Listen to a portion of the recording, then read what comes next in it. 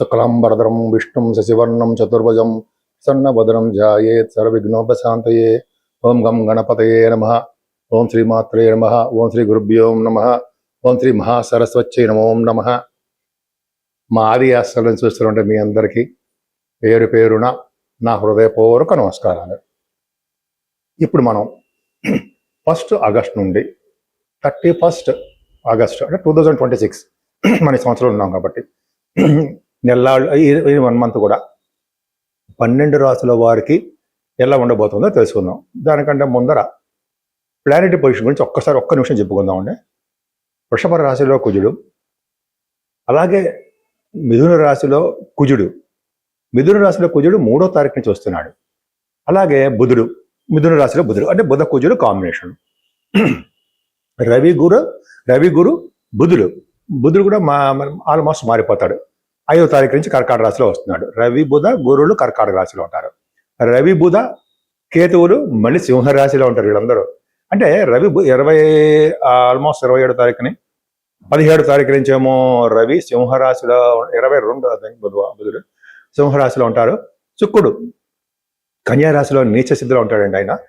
రాహు కుంభరాశిలోను, శనీశ్వరుడు వక్రగతిలో మనకి మీనరాశిలో ఉన్నాడు. ఇలా ప్లానెటరీ పొజిషన్ ఉంది. మకర రాశి గురించి తెలుసుకుందాము. మకర రాశి వాళ్ళకి హాయిగా ప్రశాంతంగా ఉంటారండి మీరు. ఎందువలన అని చెప్పచ్చు. ఎందుకని?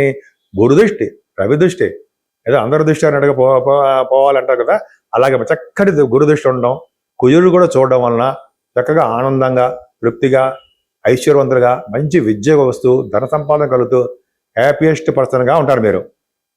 దేంట్లో లోటు లేకుండా కాపాడతారు కదరే. మరి ద్వితీయమైన రాహు సంగతి ఏంటో? ద్వితీయమైన రాహు ఉన్నా కూడా ఈ కుటుంబ విషయంలో చిన్న చిన్న ప్రాబ్లమ్స్ క్రియేట్ చేస్తారేమో తప్ప ధనం విషయంలో ఏమాత్రం ఇబ్బంది కలగదు. మీ రాశ్యాధిపతి 3వ భావంలో ఉండడం వల్ల తరచూ ప్రయాణాలు చేస్తూ ఉంటారు. మీ చెల్లెళ్ళని కలుస్తూ ఉంటారు. శని వక్రగతిలో ఉన్నాడు కదా, చెడు ఫలితాలు ఇస్తాడా? ఏమీ ఇవ్వడం.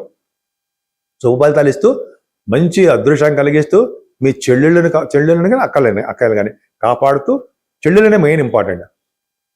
కమ్యూనికేషన్ స్కిల్స్ని పెంచుతూ, సేవాకాజనాన్ని ఇస్తూ, వాహన భాగ్యాన్ని ఇస్తూ మేము సర్వదా కాపాడుతూనే ఉంటాడు.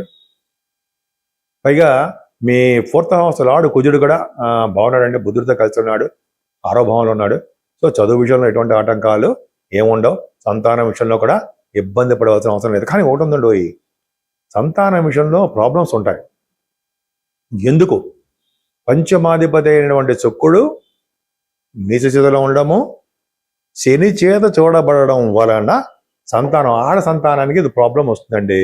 అది పెళ్ళిళ్ళు అవ్వట్లేదనో, ఉద్యోగం రావట్లేదనో, సంతానం అనుకుంటాము. సంతానం ప్లస్ శుక్రుడు శని అన్నారు కాబట్టి ఆడ సంతానం చెప్పచ్చు. ఈ కాంబినేషన్స్ ఉన్నాయి, కొద్దిగా జాగ్రత్తగా ఉండండి. కానీ 6వ భావంలో కుజుడు, 6వ భావంలో బుధుడు, ఇది పర్ఫెక్ట్ కాంబినేషన్ అండి. ఎందుకంటే 6వ భావంలో కనుక 6వ భావాధిపతి ఉంటే హర్షయోగాన్ని ఇస్తాడు. విద్యని, కుజుడు కూడా విద్య అంటే శత్రు భయం లేకుండా, రోగాల వల్ల భయం లేకుండా, శత్రువుల్ని మిత్రులయ్యేట్ చేస్తూ, కుజుడు స్టాంపింగ్, విదేశాలకి స్టాంపింగ్ అవుతూ, విదేశాల్లో కూడా మీకు సన్మానాలు జరుగుతూ ఉంటాయి. విదేశాలు ఎందుకు, ఆ ప్రస్తావన ఎందుకు వచ్చింది ఇక్కడ అంటే, మిథున రాశిలో కుజుడు ఉండడం వలన ఫారిన్ కంట్రీస్ వెళ్తారు.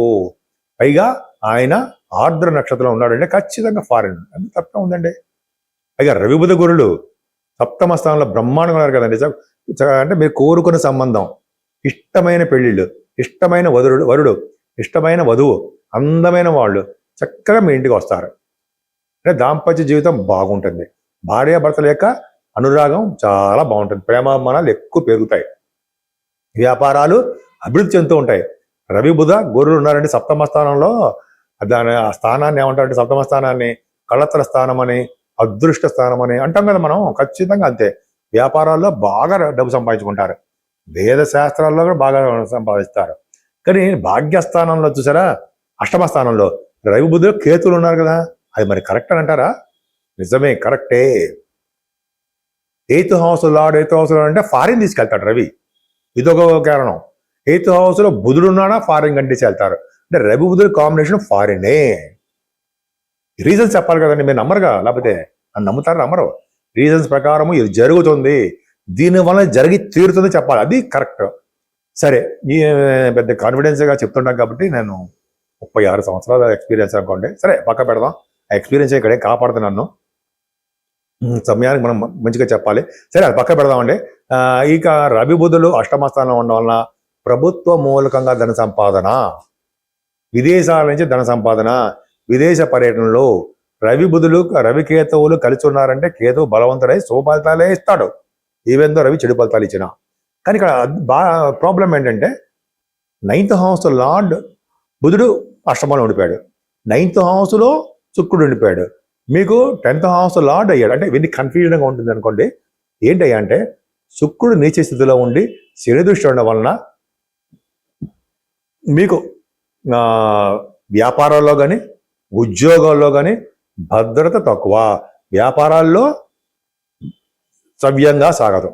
అంటే ఇంటర్నేషనల్ ట్రేడింగ్ ఉంటుంది మీకు, అది బాగుంటుంది. వ్యాపారాల రీత్యా డబ్బులు సంపాదన కష్టమే, విదేశాలకు వెళ్ళడము కష్టము, ఉన్నతమైన విద్య రీత్యా వెళ్ళరు, అవకాశాలు తక్కువ, స్లో అయిపోతుంటాయి. పైగా మీరు చేస్తున్న ఉద్యోగాలు బ్రహ్మాండంగా ఉంటాయంటే ఉండవు. ఎందుకని మీ 10th హౌస్ అత్యంత రాజా గారు 10th హౌస్ కారకుడు, 10th హౌస్లో లార్డ్ శుక్రుడు భాగ్యస్థానంలో నీచ స్థితిలో ఉండిపోయి శని చేసి చూడబడుతున్నాడు కదండి. అంత మంచి ఫలితాలు ఇవ్వడం, మంచి ఫలితాలు ఇవ్వలేకపోవచ్చు ఆయన. మీరు రాశిచేత చూస్తున్నారు కాబట్టి కొద్దిగా ఫలితాలు ఇస్తున్నాం, కానీ శుక్రుడు మంచివాడు నీచలో ఉండిపోయాడు కాబట్టి ఇవ్వడు. అంటే మీరు చేస్తున్న ఉద్యోగంలోనూ మీరు చేస్తున్న వ్యాపారాల్లోనూ చాలా కష్టపడి కాన్సన్ట్రేషన్గా మీరు ఉద్యోగం చేసుకుంటూ భద్రత, మీ ఉద్యోగ భద్రత మీరు కాపాడుకోవాల్సిందే. ఈ 11 భావం చూసుకుంటే మాత్రం డబ్బులు బాగా సంపాదన ఉంటాయండి. ఏదో విధంగా మీకు డబ్బులు వస్తూ ఉంటాయి, ఫ్లో ఆఫ్ మనీ ఆగదు, చాలా సంపన్నులుగానే మీరు ఉంటారు. నేను డాక్టర్ మీ వాడ్రే వాదినారాయణరావు శర్మ అండి. మీరు ప్రతిసారి చెప్తున్నట్టుగానే చెప్పడం జరుగుతుంది. మీరు కానీ, మీ తోబుట్టువులు కానీ, మీ స్నేహితులు కానీ, మీకు తెలిసిన బంధువులు కానీ ఎవరైనా సరే జాతకాలు చెప్పించుకోవాలి అని అనుకుంటే, ఒకసారి నేను మీకు బాగా చెప్పినట్టు అనిపిస్తే మీరు మీ జాతకాలు చెప్పించుకోవాలనుకుంటే మీ date of birth, place of birth, అలాగే మీరు ఎక్కడ పుట్టారు ప్లస్ టైమ్ ఆఫ్ బర్త్ అన్నీ ఉంటాయి కదా. Date of birth, time of birth, place of birth, ఈ 3 ఉండాలండి.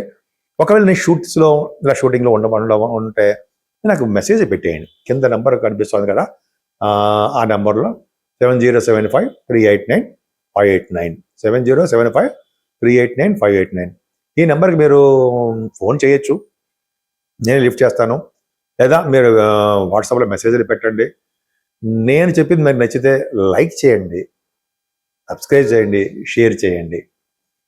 ఇంకా చెప్పాలంటే మీరు మీ వాస్తు రీత్యా ఏమైనా ప్రాబ్లమ్స్ ఉన్నా, లేకపోతే నా పేరు అంటే మీ పేరు అని అర్థం, మొదటి అక్షరంతో ఏ ఫేస్ కలిసి వస్తుంది, నేను ఏ తూర్పు వైప, పడమర వైప, ఎక్కడ ఏ ఇంట్లో నివాసం ఉంటే నాకు మంచి సంపదలు కలుగుతాయి, అదే అదృష్టం కలుగుతుంది అనేది మీకు డౌట్స్ ఉంటే నాకు ఫోన్ చేయించండి, మెసేజ్ పెట్టచ్చు, ఖచ్చితంగా మీకు రిప్లై ఇస్తాను.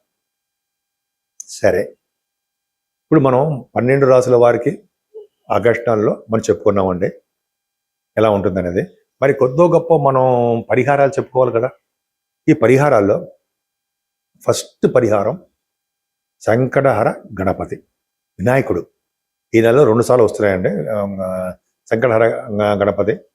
మనం పూజ చేయడం చాలా పవర్ఫుల్. అంటే పౌర్ణమి వెళ్ళినటువంటి చవితి పూట మనం వినాయకుడిని పూజించడమే. ఆయన పూజించడం వల్ల సర్వ కార్యాలు, సకల పనులు, ఐశ్వర్యము, అష్టైశ్వర్యాలు, అలాగే మన కోరిక కార్యసిద్ధి అన్నీ ఆ గణపతి చూసుకుంటాడు. మనకి ఎటువంటి ప్రాబ్లం లేకుండా ఈ నెల మొత్తం కూడా గణపతి ఆరాధనతో సరిపోతుంది. అత్యంత ఇష్టమైనది అమ్మవారికి వరలక్ష్మి వ్రతం. ఈ ఆగస్టు నెలలో శ్రావణ మాసంలో అమ్మవారికి మనం చేస్తాం, మంగళగౌరి అమ్మవారి చేస్తూ ఉంటాం. అలాగే శ్రావణ శుక్రవారం పాటు మీరు ఆడవాళ్ళు చేస్తూ ఉంటారు. సో అమ్మవారిని, లక్ష్మీ అమ్మవారిని పూజించాలని మనం అంటే అందరూ కూడా మనం ఈ నెల మొత్తం కూడా లక్ష్మీ ప్రసన్నత కావాలంటే అమ్మవారి యొక్క పూజలు కలువ పువ్వులతోటి, మల్లె పువ్వులతోటి, ఎర్రని పుష్పాలతోటి అమ్మవారిని పూజించాలి.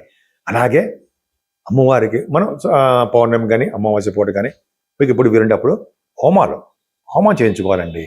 హోమం చేయించుకోవడం వలన అంటే మనం మంచి యోగాలు కలగడము, చండీ హోమం ఉంటాం కదా, ఆ హోమాలు కానీ, అదే అభిషేకాలు కానీ కుంకుమ పూజలు కానీ మనకి ఏది తోస్తే అది అమ్మవారు మనకి రాసిపెట్టే భగవంతుడు ఏది రాసిపెట్టే అది చేయడం వలన శనీశ్వరుడు వలన మిగతా గ్రహాలు రాహుకేతుల వలన దోషాలు చక్కగా పరిహారం అవ్వడానికి అవకాశాలు ఎక్కువ ఉన్నాయి.